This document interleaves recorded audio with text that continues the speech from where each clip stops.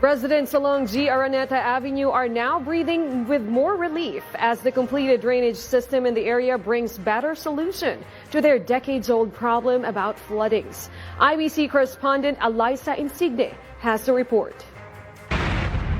For years, Gregorio Araneta Avenue has been known as one of the most flood-prone areas in Metro Manila. Dati po, pagka medyo umuulan ng malakas, talaga pong bumabaha dyan.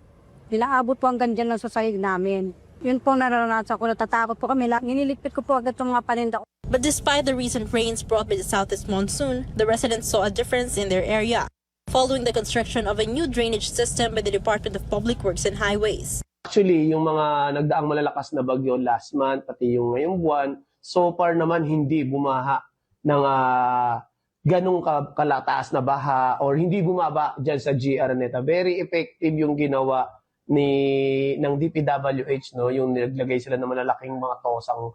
Tapos after ng malakas na ulan, nagdidiklag sila.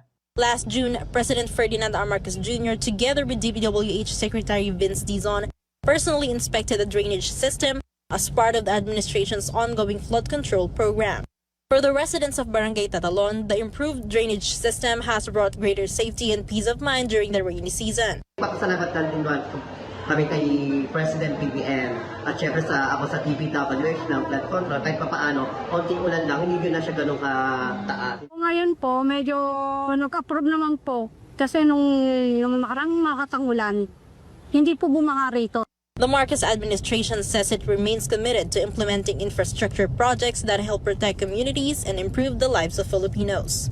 Alyssa Insigne, IBC News.